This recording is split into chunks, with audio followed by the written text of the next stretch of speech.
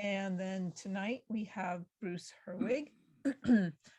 Just for the to remind everyone during the presentation, if you can stay muted. Bruce did say he'll take questions as we go, so you can unmute yourself for that and ask your questions. But for those of you that joined later, Bruce is from a little north of here, up in Redlands, California. He's an artist and photographer. If you go look at his website, he actually does coloring books as well as photography. Found that kind of interesting. And he's going to be talking to us about the best equipment, settings, and apps to get the most out of your night photography and Milky Way photography. So I'll go ahead and turn it over to you, Bruce. Yeah, Bruce, go ahead. Thank you. Can you see my screen? Yes. Yes. Very good. Well, it's a pleasure meeting you. Greetings from the Redlands Camera Club. We've been around since 1896. Joined a couple years ago and am going to be stepping into the vice president role here in next month. So very excited about that. As we were talking earlier in the conversation before the meeting started, I think all camera clubs, saw a COVID dip and, trying to figure out what the new normal is. And Zoom has got to be part of the equation. So glad to be a part of your presentation tonight. Before I start, I had two things that have never happened here or two unusual things. One, it snowed. We actually had snow. So my granddaughter was, she's 2, she had her first snow experience. So, seeing it fall down from the sky. So that was very exciting. And second, where I work, I'm just right down from In-N-Out. And so I was going to go grab something between 5 and 6, went down.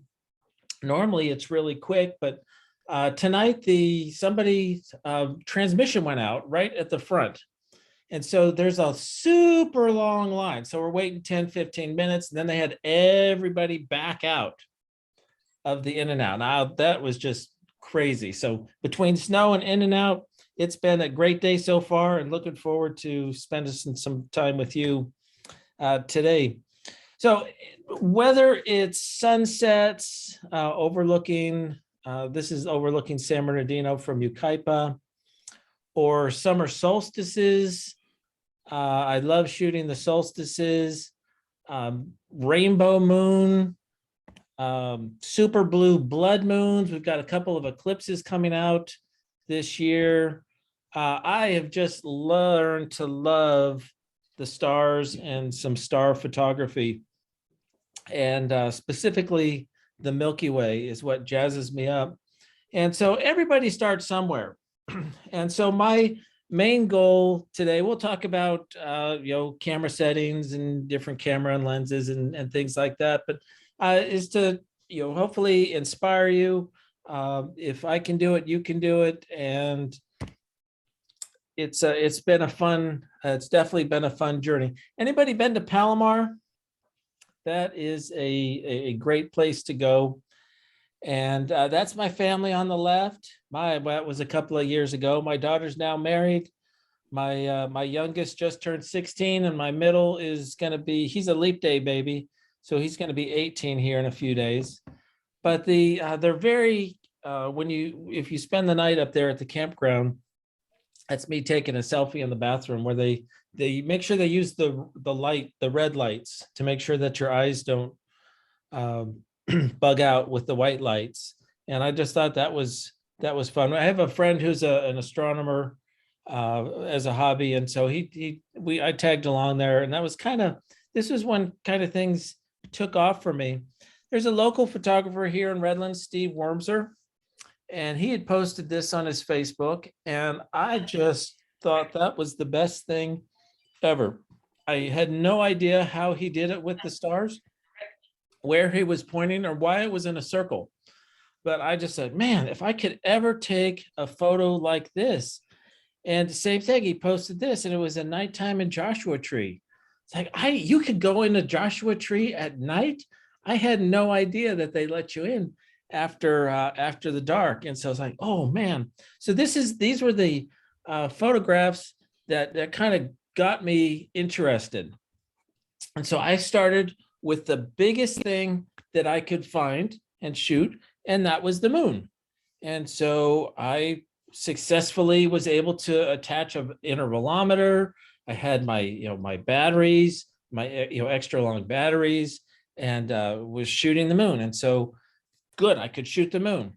And so I went this is just from my backyard, nothing fancy. Said the next thing that I could see is the Big Dipper. Actually, that was the only sky thing I could identify at the time. And, you could see I bumped my tripod, the lights turned on. So I ran it through the software and hey, I got something totally out of focus. Bumped the tripod several times, lots of noise, but hey, I didn't know what I got. I didn't know why it was round or anything like that. But this was my very first star trail photography, nighttime photography, and this is one that I just took last year in February. This is an 8-hour star trail photography in Joshua Tree. It was 8 hours to take, 20 hours to edit all of the airplane trails out. And so these things are a lot of fun. I've done 2 or 3 all night star shoots where we're trying to get, I find about 5 hours is what you really need to get nice long trails. But I love it. Everything is easy once you know how. And I find that to be absolutely true. It's hard to unknow something. And when you're starting out, there's so many basics that, whether, it's always, I say you win and lose with the fundamentals. So it's always good to go over the basics. So one of the things you got to know is where to shoot. Now, in the United States, we are very fortunate to be on the West Coast. You can see the East Coast has a lot of light pollution. Light pollution is the bane of astrophotographers and nighttime shooters. It just covers so much of the detail. And there's different scales. And I feel like this was the Sky Glow project. And I liked how they showed, excellent dark sky, where you could see lots of detail there, rural night skies. Okay. And the first time I was in Boston, this was before COVID, and I think that was inner city. I say it was the first time I looked up into the sky and saw no stars. None, no stars whatsoever. And it was just a reminder how fortunate we are to live near dark sky areas. Planet is a great app. If you're looking at apps, they have the little Bortle scale. You can kind of see where to go. Joshua Tree, Borrego are both night sky approved. The IDA, International Dark Sky Association, they have different approved sites. And so going to a dark sky is important. But there's more to it. I took my astronomer friend. I go, man, I am itching to get out. Let's go. So we went to the Mojave Desert. I just love the sunset that was going on here. Took this and we're sitting out and we're looking at the stars. And man, this was great. And then I asked him, where's the Milky Way? And he looked over and he laughed and he goes, the Milky Way doesn't show up till about 3 a.m. And so I was like, oh, I didn't know that. It's more than just where to shoot, when to shoot as well. So just like there's tax season, there's a Milky Way season. And it starts February, March, April, where the core is visible before dawn.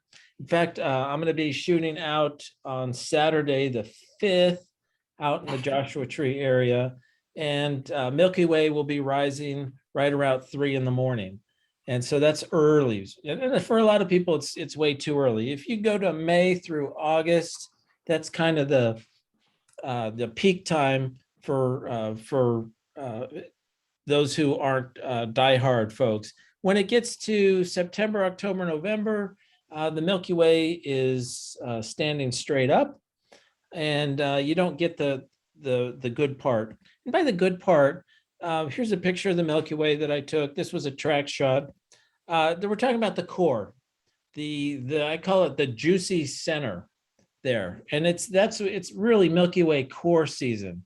You can see the parts to the left and the right, and where we are latitude wise, there's we see the core and to the left most of it.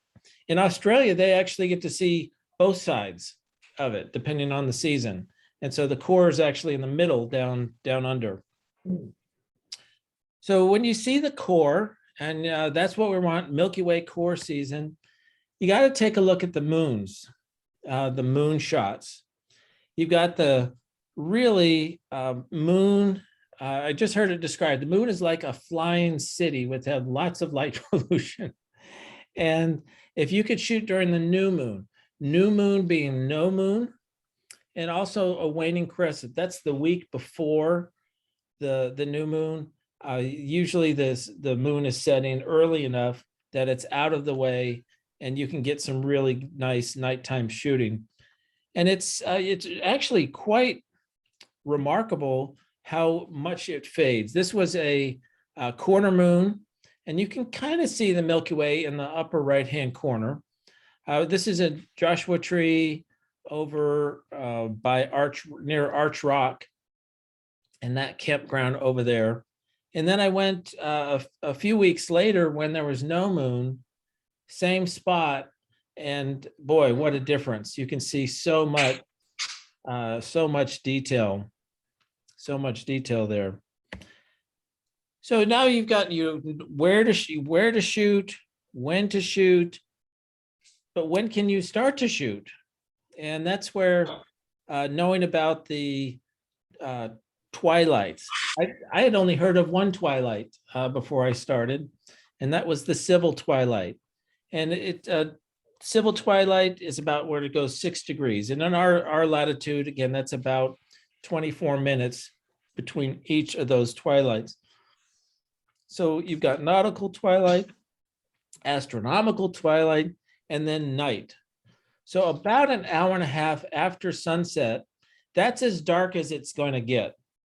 And so that's, well, if you can get to your location early enough, or you've scouted it out during the daytime, ideally, or you've been there before and you're coming where there's still light to set up, you can take all your gear out, and then you're basically waiting until astronomical twilight. This is a great time to start working on your focus. And so I've got a couple of apps that I find very, very helpful. These are what I use. Stellarium, they have an app for that. Actually, I like to use that on the computer. Stellarium is a planetarium in your pocket or on your desktop. And it is super in terms of planning your shots. You could just move through the day. So I'm planning my shot here on the 5th. And so you could see here this is you can see the date on the bottom right-hand corner. So 3/5/22, I've set my location in the Joshua Tree area. And at 3:53, this is about where the Milky Way is going to be.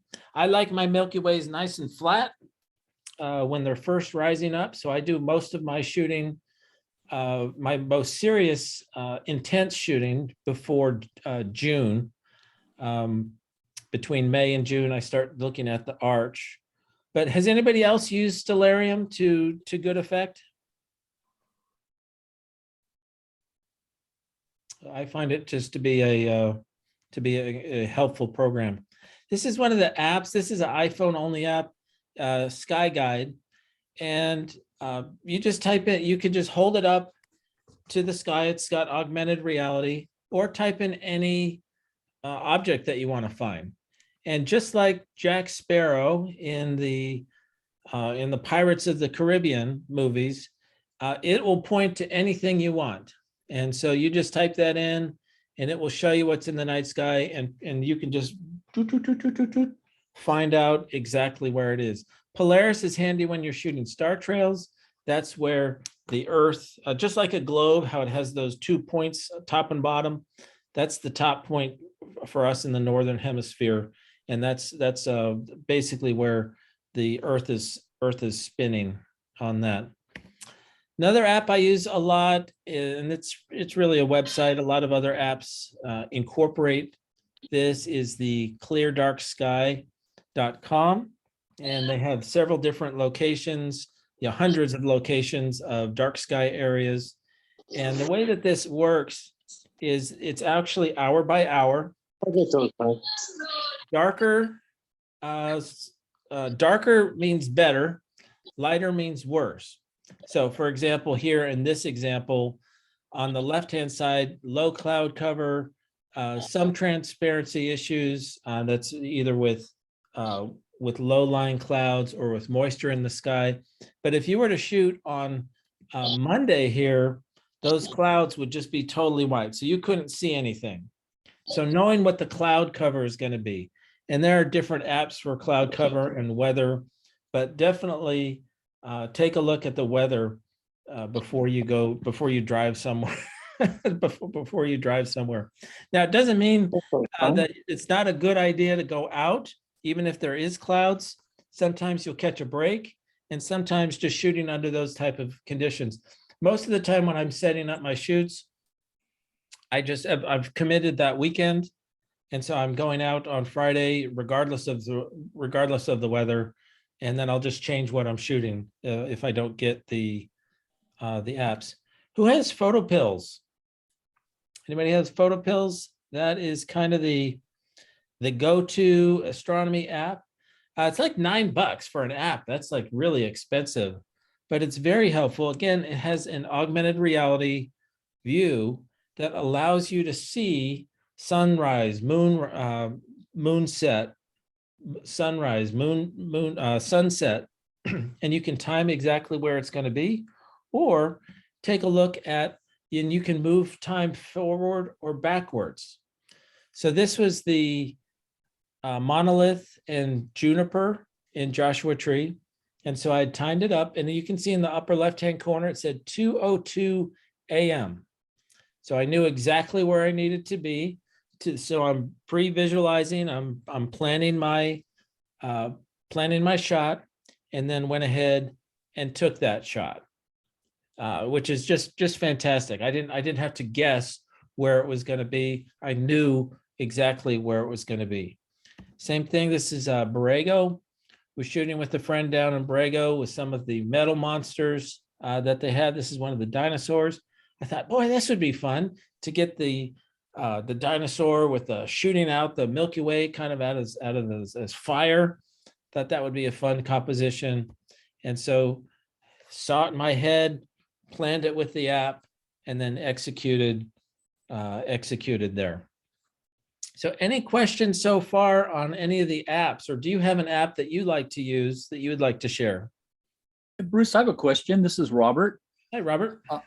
This dinosaur sculpture that you photographed here, what was the light source for the sculpture itself? Because you've got good capture of the sky, but is that a composite, the two, or is this all one shot?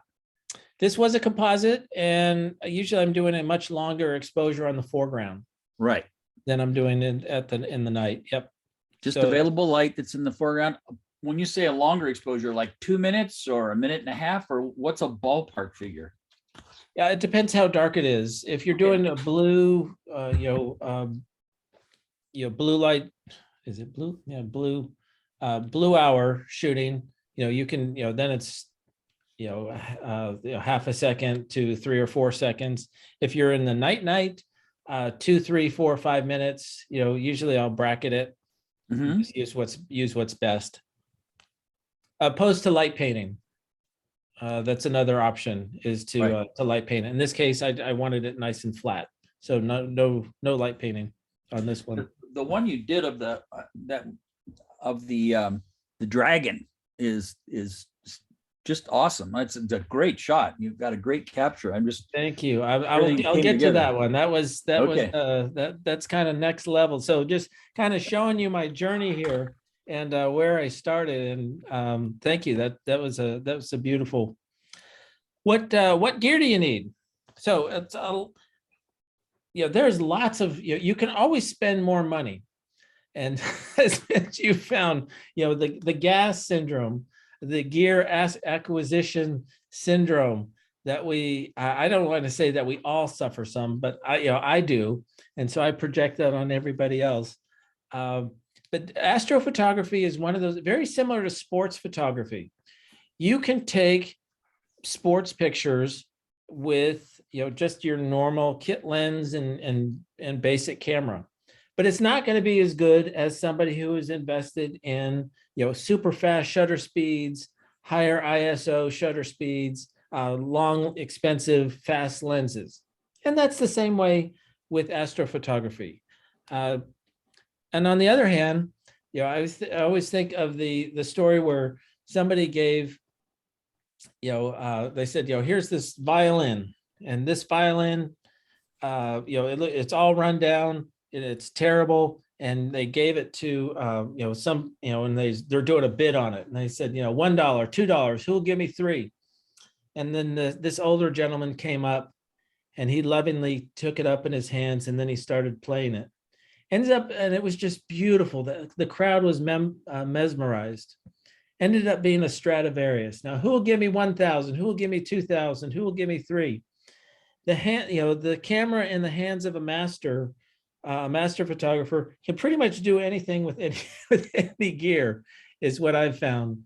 But you get somebody good with good gear, it even works better. So here's the basics. You need a flashlight because you're in the dark. You need a tripod because you need to stay still. You need a camera and a wide lens and an intervalometer. And we'll go through each of these things here. This is the flashlight that I use.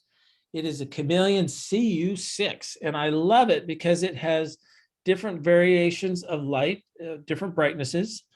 And it also has red light, green light, and black light that it has. Batteries last forever. This is a great flashlight. I also use a headlamp. This helps me go hands-free. The Innova Pro, it has just a touch on the top, so I just slide it to the right. Right is lighter, or right is red, and then left is white, and I can do that hands-free. That's awesome. Good tripods are preferable, nice, sturdy. You can spend a boatload of money, but when you're getting started, this is the tripod I used started. It was a borrowed tripod. It was a video tripod. It wasn't even a real tripod, but that's what I started with. I since upgraded to a carbon fiber Manfrotto. I use a Benro gearhead right now, and just love that setup. But when you're getting started, the big thing about astrophotography is getting started and getting out, getting some experience, and then letting your experience guide your journey. I started with a 60D. I had a 6D. I'm now shooting with a Canon EOS R mirrorless, first generation. I just picked up another 6D, so this will be my second camera body. I'd like to get this astro modified sometime later in the year, but you need a camera, your basic camera. But man, there are some great things going on with smartphones. The Pixels, the Pixel 6 with their nighttime, everything that works on the normal camera is going to work with a smartphone camera. So the iPhones, any of the latest iPhones, they have these night modes, Milky Way modes, and people are just putting up some very impressive work. Now, again, somebody with their iPhone versus somebody, if you're shooting birds and somebody has their iPhone and somebody has their super long lens with their great camera, of course, the person with the gear is going to win in terms of quality, but somebody can get involved with very inexpensive gear. Intervalometers, sometimes it's built into the cameras. You don't need a very expensive one, but you need to just make sure that it works with your camera. I find a lot of people, especially just starting out with intervalometers, make sure one of my big tips with astrophotography is go out in your front yard and set things up at night. Just get used to your gear at night. Make sure that you know how your intervalometer works. Just point it up in the sky, maybe point it at the moon or point it at, something that you recognize. Practice with your apps, finding things where the Milky Way might be, point there, and just practice. Practice makes perfect. I have a spot where I drive 5 minutes from my house, so it's just like I'm going on a trip. Because I got to lug everything in the car, and I go over and I set up all my gear and I just practice. I'm setting up doing some long field astrophotography, and so I'm just practicing with my gear. It's really nice because it's just a 5-minute drive back as well, so that makes things, setting things up. But go in your driveway, practice. So fast, as you know, with aperture.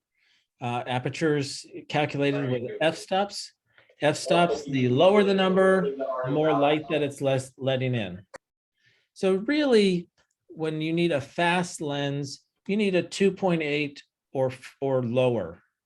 And that's really going to let in more light. I have a Tamron 15 to 30 that I like right now. That's a 2.8.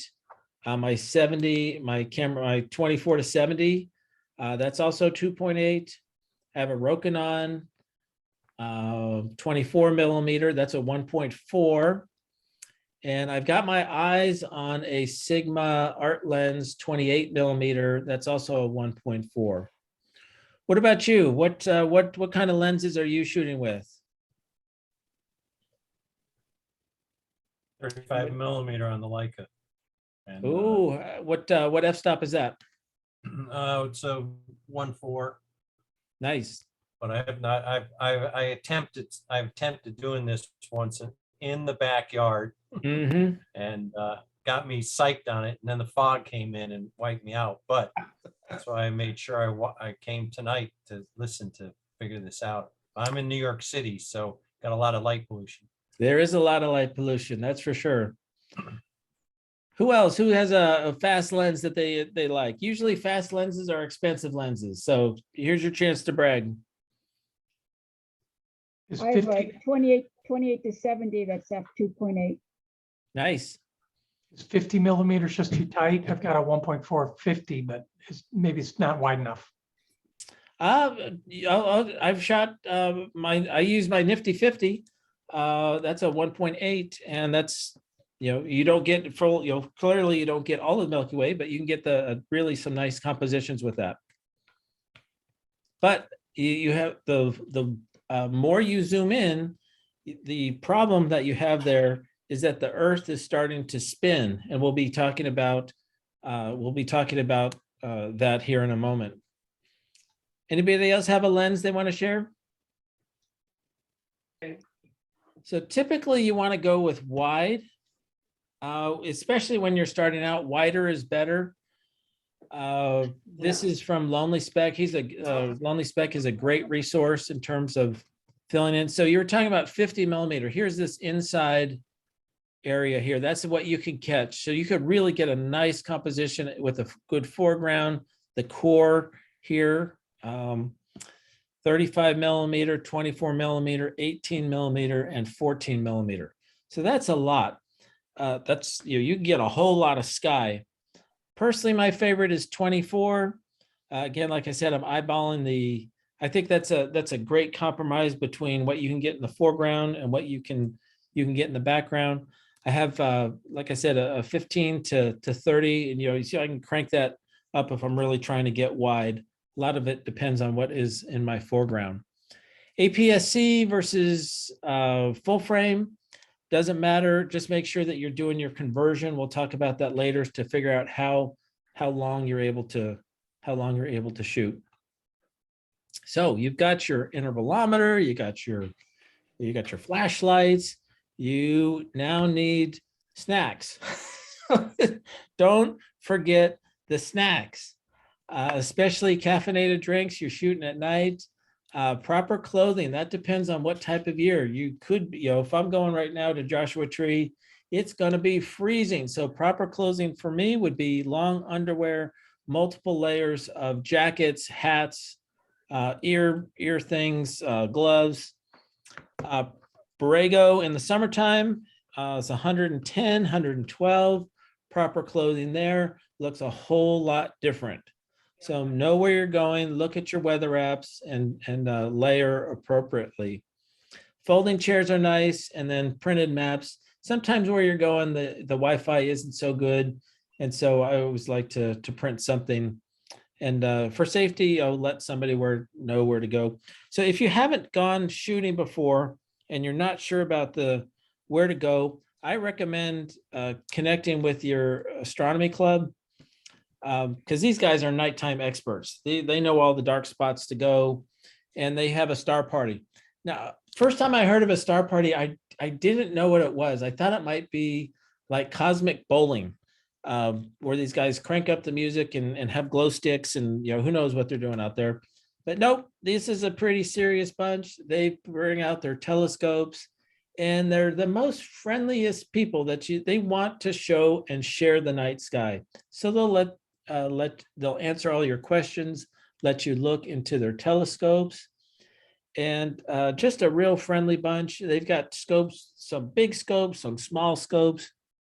But if you got your camera gear, as long as you're courteous with your lights, they'll leave you alone. Usually I set up away from them, and then as I'm shooting, then I'll go walk over and talk to them. But this was Pioneer Town, the Wilderness Preserve. This was the first time I went out, and the Big Dipper was just so close. You could just almost reach out and grab it. Another neat thing about these astronomy clubs, these guys have some crazy equipment that looks really good under different lighting conditions. So you got some built-in foregrounds here that looks really neat. This was one of the craziest one. It looked like he had a tank on his car. It was, I don't think it was permanently attached, but my word, what a unique, you find some very unique dudes out there, but they're very knowledgeable and very friendly. Now, when you're out, especially here in Southern California, scorpion hunting, it is a thing. First time I went out, I was at the star party and said, "Who wants to go scorpion hunting?" I go, "What is this? Trick the new guy? Maybe it's like snipe hunting." And they pulled out their black light, and literally 5 feet away from where I was sitting, there was a scorpion. I can't tell you, I jumped up so fast. I ran. Everybody was howling. And since then, I kind of like going scorpion hunting. You got your black light, they glow in the dark. It's kind of like an Easter egg hunt at night, except the eggs move. And I find it to be very fun. The smallest scorpion I've seen is the size of my pinky nail. The biggest one is the size of my entire hand. And so they come from big and small. They don't crawl in your gear. They don't want to bite you. I heard that it's like a sting of a bee if you get one, but I don't want to test that theory. Anybody have a scorpion story you want to share? I was out in Nevada. We're going to the gold mines, and we must have been going 45 miles down the road in this guy's truck, and all of a sudden he came to a stop, and he gets out and he lets the scorpion walk across the road. It was literally 3 inches. I don't know how in the heck he ever saw it. And he get back in the truck and drives on. It was hilarious. That is crazy. Yeah, it's a unique hobby, if you want to. And if you would have told me a couple of years ago that I would actually enjoy scorpion hunting, I would have said you're out of your mind. But they come in all shapes and sizes, and I find it fun. All right, another thing you need to know when you're out shooting the night sky is etiquette. This is really important, especially if you're shooting with others. I've got a couple of stories here. This was, again, Borrego Springs, the metal sculpture. First time I shot it at night, I wanted to do a quick star trail. And this is kind of the after shot. This place was so busy. People were coming and going, and nobody was talking to each other, and they just had their headlights on. They would drive up with their lights. It was a mess. And so one of the things that I've learned to say, especially if you want to turn on your lights, is anyone exposing? And boy, that is just the most courteous thing you could say to a nighttime shooter, because they may be at the end of a 30-second shot, 40-second shot, what have you, and you just ruin their shot if you flip on your light or want to do some light painting. Is anyone exposing? That is just, learn that, memorize that, use that anytime you want to turn on your light. Especially if you have, my friend has a, I think 1,000,000-watt light, it could change into any color in the world that he wants. You pull that sucker out and somebody's shooting, you're going to mess up their night view. They could be their shot that they're taking. Don't be that guy or gal out there when you're shooting. Again, Borrego, this is the Scorpion versus the Cricket. We come up and there's somebody else who's shooting the metal sculpture, which is normal. People shoot, it's a shared thing. And so we waited 5 minutes, 10 minutes. We knew that they were there before. 15 minutes, 20 minutes. It's like, these guys aren't leaving. And so again, with public places, be kind, recognize that other people want to shoot it. I mean, they just hogged this thing like they were going to take it all. Shanger danger. I was in Joshua Tree at the Arch Rock, and there was a guy who stood on top of it. He was convinced that he was going to do an all-night time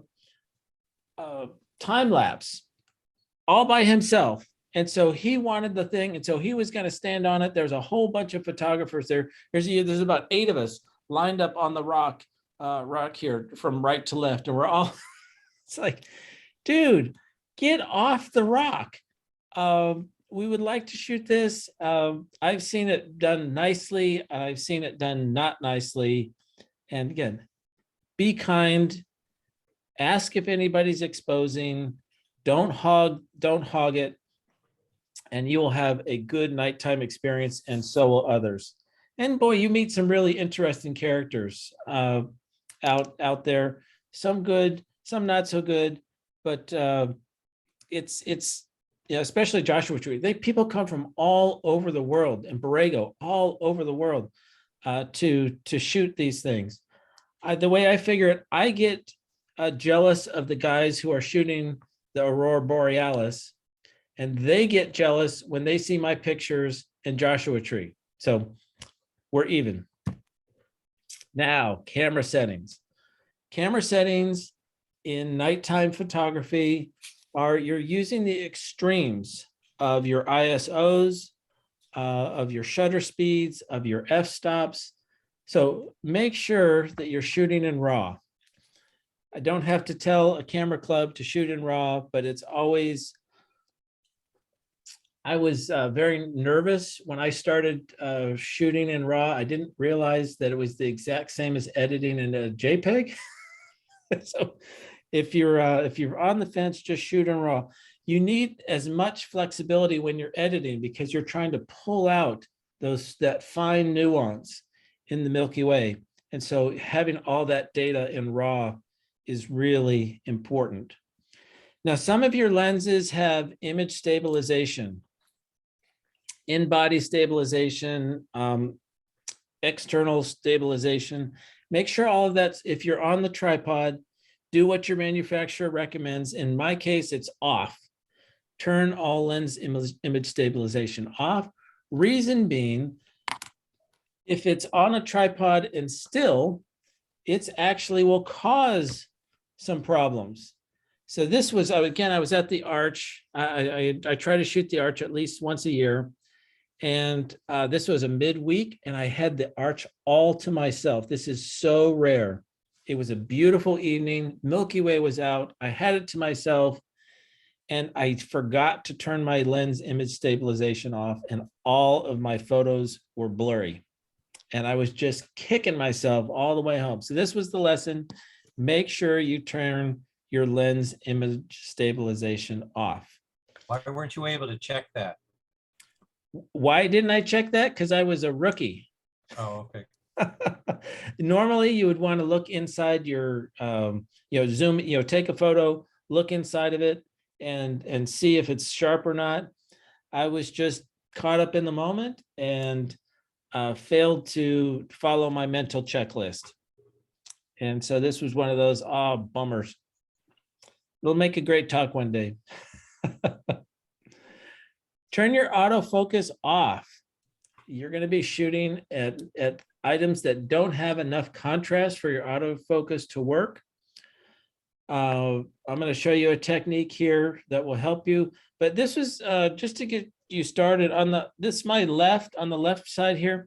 This was my first picture of the Milky Way I ever took. Wasn't in focus. So much grain. I did have an item in the foreground, but it wasn't lit. And this was a picture a couple years later. Sharp stars, making sure that everything's in focus. So the easiest way to do this is to go into live view and zoom in to if you have 5 or 10. And then at that point, you're going to point at a bright star. And then you're going to move your focus back and forth. And you're going to get that star as tiny as it can get. Again, you've got a star, move in 10 times, as big as you can, and then slowly adjust your focus. And you'll see when it's tiny, that's when it's in focus. Anybody have a different technique that they like to focus at night?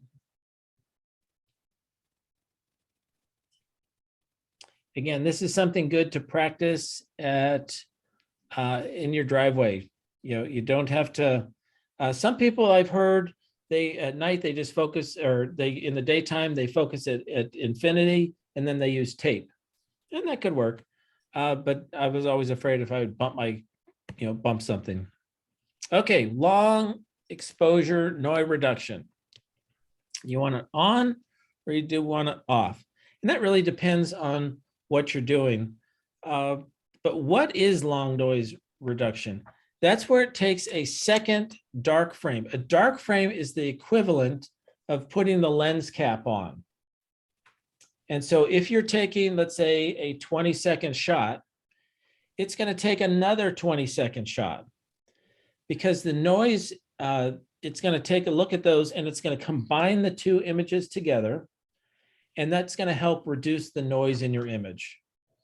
And so that's very helpful, especially if you're just starting off and you're using single image nighttime, Milky Way shots. You want as least noise in there as possible, especially because you're bumping up your ISO.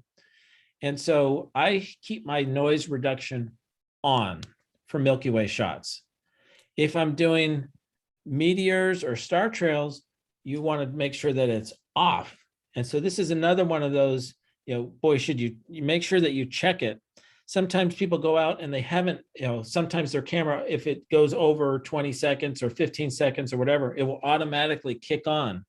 And they don't know exactly why their camera is doing that. And so making sure that their meteor, or that you check your long noise exposure and have it on or off on purpose, that's critical. All right, we're all familiar with the exposure triangle, got ISO, shutter speed, and aperture. Now with nighttime photography, you're kind of capped on almost two ends of the scale. You've got, on one hand, you've got your aperture. You need a fast lens, like we talked about, 2.8, 1.4, 1.8, something that's fast. If you have an f4, that's fine. Just understand that it's you'll get more noise because you're going to need to bump up your ISO over there. Now, sharp stars, we don't watch, star trails are one thing when you're doing it on purpose, but sharp stars, when you're shooting at night, you want round dots. And so a great way to start and an easy math to do is the rule of 500. And the rule of 500 shows you the maximum number of seconds before the stars blur or trail due to the Earth's rotation. Here's how it works. You take your focal length in millimeters. So for example, I like to shoot with my 24 millimeter, 24 millimeter divided into 500, that gives me 20 seconds. That's a great place to start. If I'm using a 14 millimeter though, so if I'm going wider, take that into 500, I can expose for 35 seconds. Well, that is, what is that, 60, 70% more light that I can capture? So this is where you get the benefit of shooting wider. You can actually capture more light without seeing the movement. So who said they had the 50 millimeter? So 50 millimeter divided into 500, that would be 10 seconds. So you can do it, just understand that your time is going to be shorter. Now there are different rules and formulas for getting the exact right number of seconds. The NPF rule, which takes into account aperture, pixel count, and focal length, is you can find that on the PhotoPills app, and you just punch in all, this, I held this camera body, I'm using this focal length, and it will calculate it all. And it ends up being like the rule of 300 is what it is. So when you're first starting out, concentrate on gathering as much light. If you have to err on more light, not less light. When you start up your game in terms of equipment and editing, then you can go ahead and be worried about that. Let's, how many of you are shooting with a crop sensor? So crop sensors at Milky Way are just totally fine, but you just need to adjust. So Nikon, that's 1.5, Canon shooters 1.6. Not sure, what is Sony? What does Sony have a crop sensor? What are they, what's their multiple? Anybody know? I'm not too I familiar. know they with have Sony. one, but I don't know what it is. Yeah, me either. So let's say that you shoot for 24 millimeter on a Canon, that's a 1.6. So that's the equivalent of a 38 millimeter. So you can't use the 20 seconds that we had before. You're actually down to now 13 seconds. So that's just, again, because it's increased your focal length equivalent. The more you zoom, the less you can go, the less you can shoot, the less time that can go by without the stars appearing. This can be a little confusing to some folks. Any questions on the rule of 500? You guys are math wizards. So again, if you guys are shooting at 24 or 15 millimeter, again, the wider you go, the benefit is more time exposure, more light that can come in your camera without seeing the star trails. So what about ISO? There's a great resource out there, the National Parks at Night. These guys are shooting, and they talk about shooting all kinds of star things. You can look them up online, but they have a t-shirt. It says ISO 6400. They love shooting at high ISO. Here's my camera settings that I use when I'm shooting single frame photography, and this will get me started. Anywhere I go, this is where I start, and then I can adjust. ISO 3200, which is relatively aggressive. F2.8, if that's what I'm shooting at, F2.8, and 30 seconds. Again, well, I got my 24 millimeter lens, it said you should shoot for 20 seconds. Well, you're right. And I'm going to get a little bit of star trailing with that. I can always move down. So let's say I take my F2.8. What's one stop down from 2.8? 1.4. 1.4. That's correct. So if I go to F1.4, then I can take my ISO down from 3200 to 1600. Or I could take my 30 seconds and move that down. If I can keep the same two, keep the ISO at 3200, the F at 1.4, I can go down to 15 seconds. So either way, you're just doing your basic, I call it the teeter totter. You know, you keep one the same, and then you're just going up, up, up. ISO 3200, ISO 1600, 800, 400, and so on. So these are again single shot Milky Way photography. If you've been down to Joshua Tree, this is Skull Rock. Got the Milky Way rising behind it. Again, I like it. I like it when it's lower in the sky is my preference. I'm back at that dragon, and I go, boy, I saw this. This was later in the season. And I go, wouldn't that be fun to see the smoke, the Milky Way coming out of smoke out of his nostrils? And so I was looking at that composition there. Again, back over at Joshua Tree, over at the Arch Rock area, shooting the Milky Way. Similar angle in the sky there, similar time of year. Jinx Lake is on the way up to Big Bear. That's one of the lakes, and it's the first place that I was shooting the Perseid meteor shower. It took me 3 years because when you're shooting the meteor shower, I was facing north. It took me 3 years before I realized I could turn around and that the Milky Way was right behind me this whole time. And so this is again a single shot, and actually captured a meteor in the shot. And so I was very pleased with this one here. That bright area, this is when Jupiter was in the way, not in the way. It was in the shot. This was again going up to on the way to Big Bear. There's the YMCA that they have up there. The astronomy club had their shooting, so they were using the red lights, and then the Milky Way was rising in the back. Joshua Tree National Park. I love this kind of idea of capturing the place with the Milky Way behind it, and then just getting that core. Again, this is a blended photo shot, the foreground separate than the background. Any questions on some of these photos here?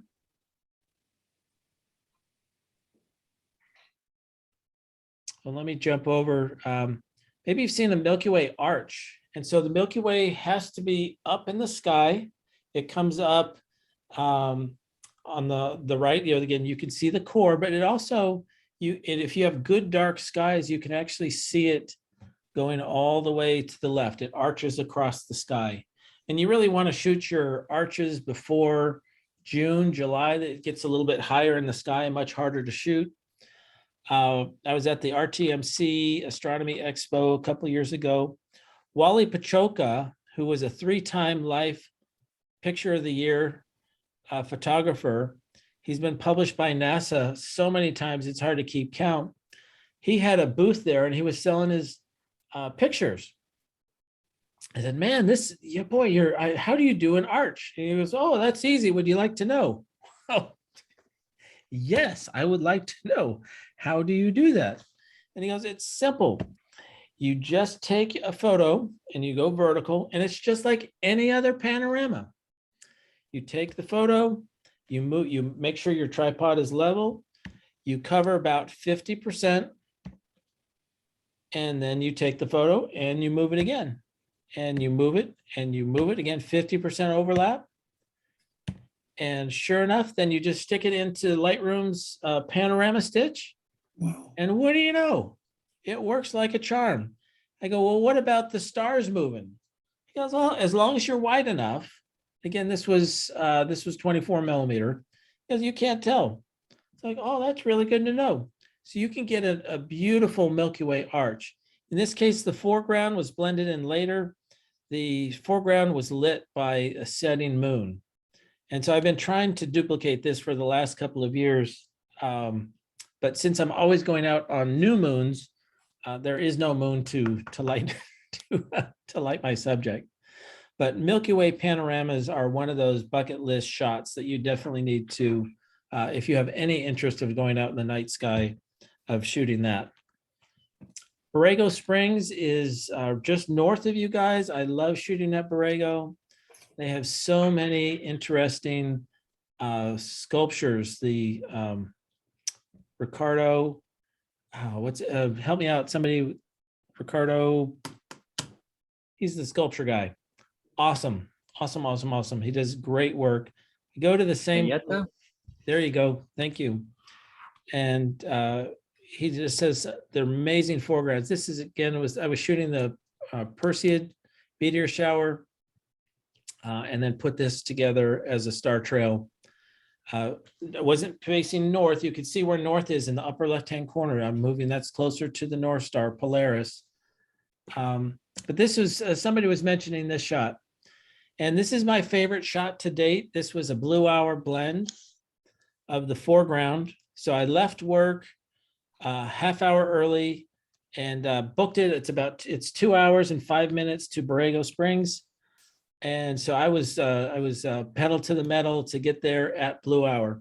Now, come to find out, if you've ever tried to do blue hour, just like golden hour, you've got golden hour where everything turns this beautiful yellow and gold, and it's just beautiful. Blue hour is flat and everything actually turns blue.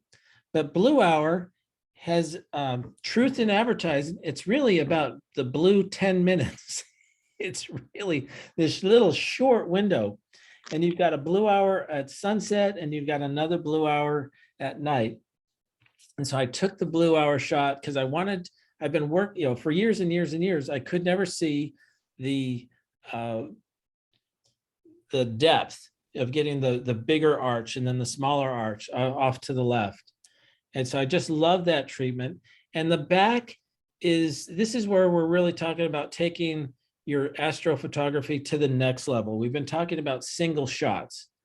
And what do I mean by next level? And so this is my personal astrophotography level chart. So taking pictures of the moon, doing star trails, shooting meteor showers.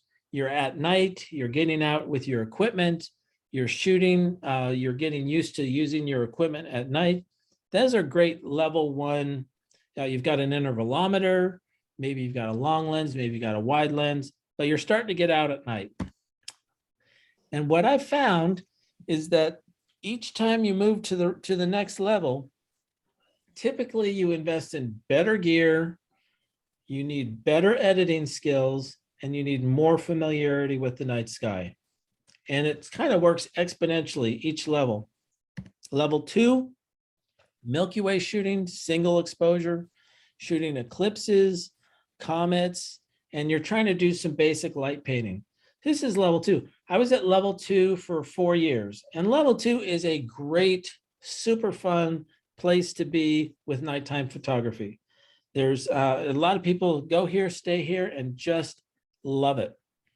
Level 3, this is where you get into tracking. Tracking is the idea, and I've got I'll talk about that here, but as the Earth turns, you have this mechanical piece that spins at the same speed that the Earth does. And so that allows you to have more time. You can double or triple or quadruple the amount of time and still have sharp stars with less noise. Stacking, again, you take multiple single shots, but each time the Milky Way is moved just a little bit and a little bit and a little bit. And so what the software does, it moves them all together and then stacks them together. And that's a way to reduce noise and increase clarity.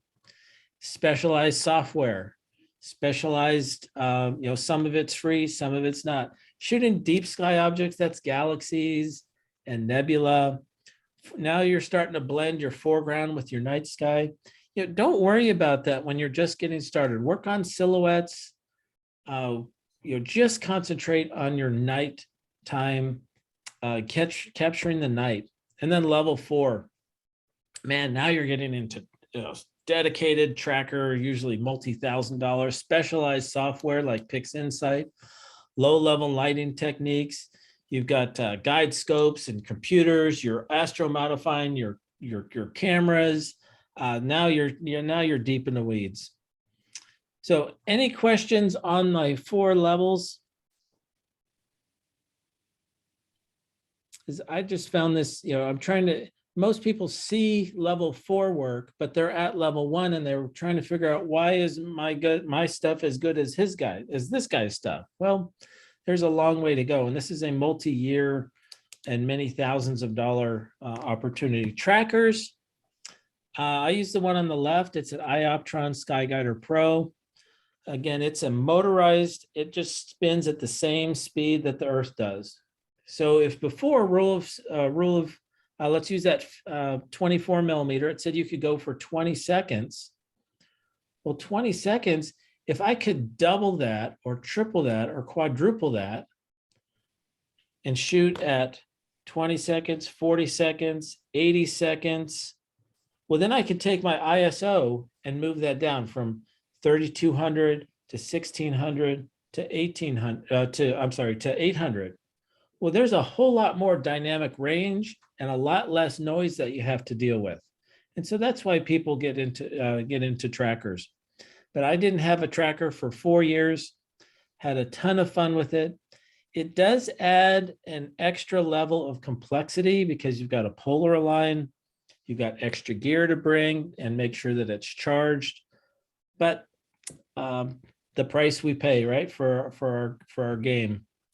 So this was a track shot blended together. Somebody already mentioned that, Death Valley.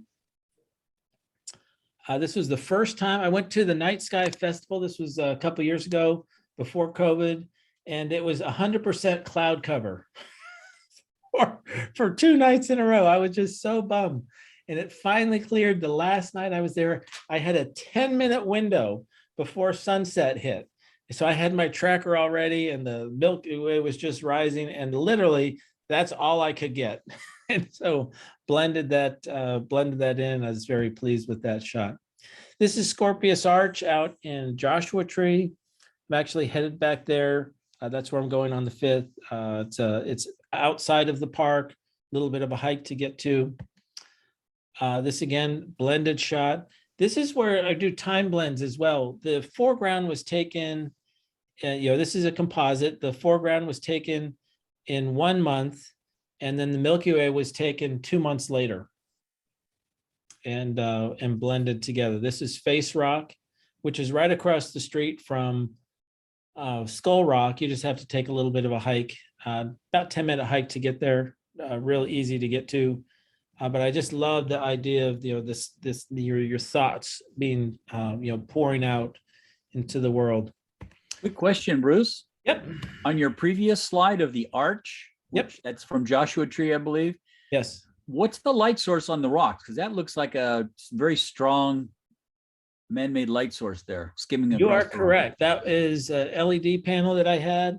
And it was actually way too bright for what I was trying to do. I put T-shirts on top of it and it was doing everything I could to dull it down.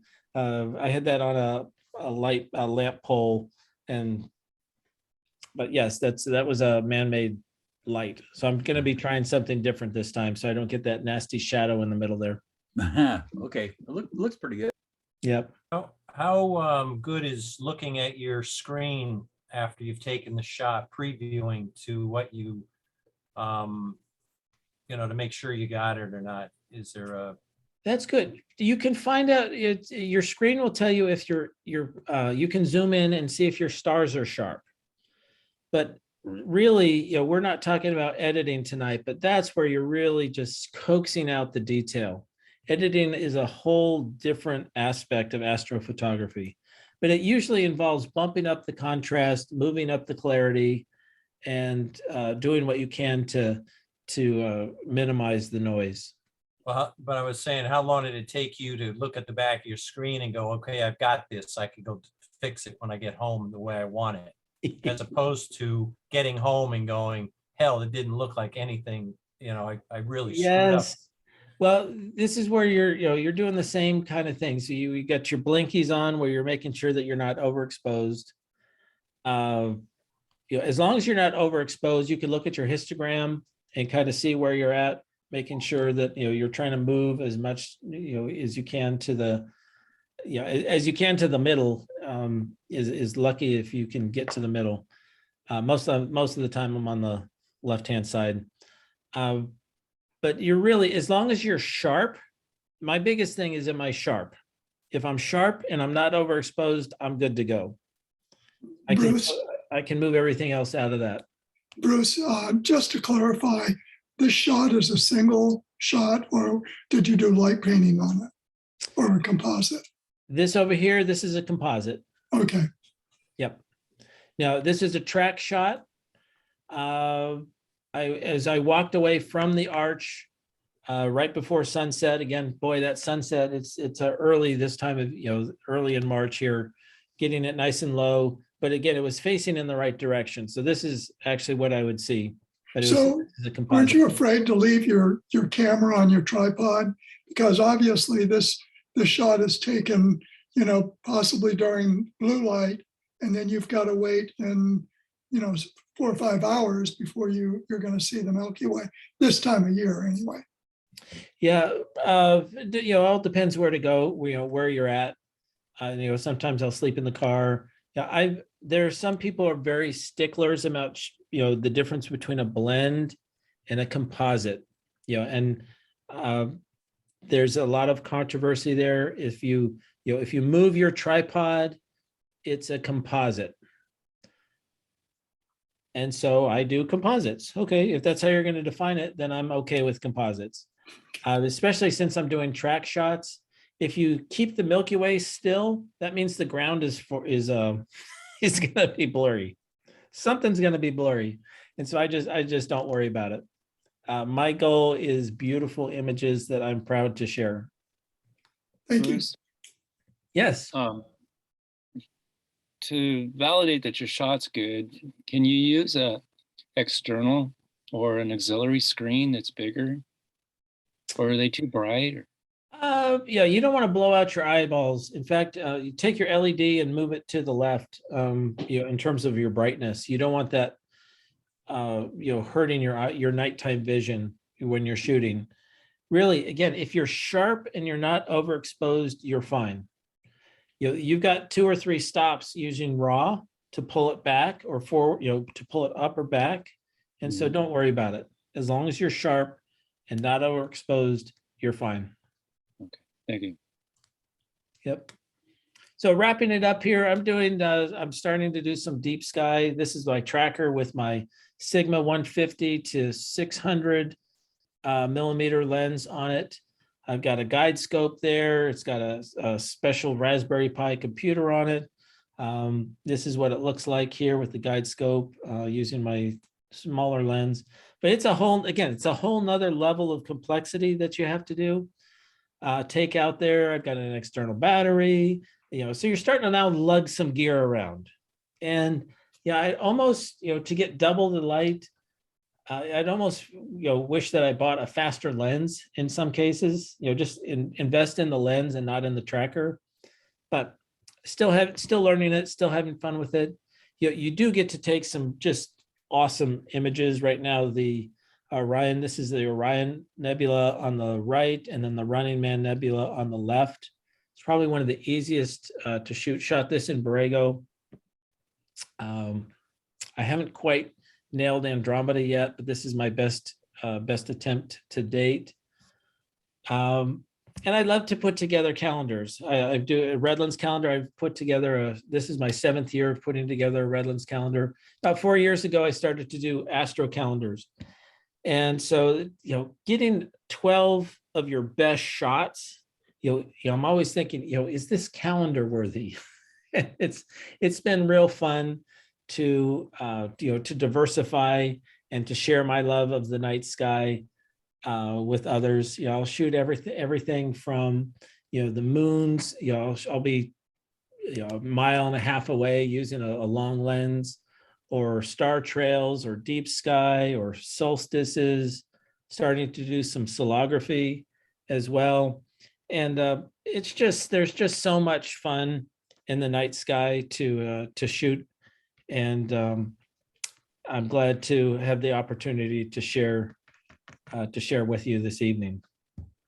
So that wraps up my portion, and I'm happy to take questions. And I can't wait to see the images that you're going to be submitting. I have a question on what software you use to blend your star images so that they look. Hello, welcome. smooth. That would be basic Photoshop. Photoshop does a great job of using masks, that you can use masks, even with something as difficult of, For the most part, there's a couple little sections. even with the Joshua trees, with all the little pokies, there are different masking techniques that you can use. But I only use Photoshop for, I'll do my main editing in Lightroom, bring that over to Photoshop, and that's where I'll do my blending. On the East or in overseas, and a lot of people, they're shooting in rocks, and rocks are easy to mask. Joshua trees, not so much. They're much more difficult. Bruce, I was trying to use photo pills this summer up in Georgian Bay, Mhm. Canada. And I had set up a shot down a canal that was lined with trees on both sides. And I thought I had it perfectly before night fell. And then I finally got ready to shoot, and the GPS, I lost it. And so it was totally different when I finally went to shoot. Why would that happen? Any idea? That's so frustrating. I find the same thing. Photo pills, depending on what you have in your pocket or what, always make sure that you take your phone and move it in a figure 8 to reset the GPS. Even better, if you can, use the augmented reality, and then if you can line it up with either the moon or the sun. And so then you can know, oh, I'm 5 degrees off. And then that helps. Yeah, I thought I just lost GPS. Yeah, it's very frustrating. This is a This is where you got to go. There's nothing like eyeballs on. All the planning, all the apps, can get you in the ballpark, but there's nothing like eyeballs on. Yeah, Georgian Bay in the first part of August is extremely dark and one of the most beautiful places in the world. Ah, beautiful. I'm stopping sharing my screen. You can see me in my full glory. Bruce, your images were amazing. Thank you, Heidi. Hopefully they're inspiring. This has been a multi-year journey. It started off with meteors, and I had a friend who took me out to Joshua Tree, and I had no clue where to go. And what we did was we went in the park. And here's a secret: if you go in the park after after dusk, nobody's at the gate, and you could just go in. And then as long as you're gone before they go, it's free. So I do have a paid pass, but I rarely have to pay. That was awesome, Bruce. That was very good. I'm a little more excited now.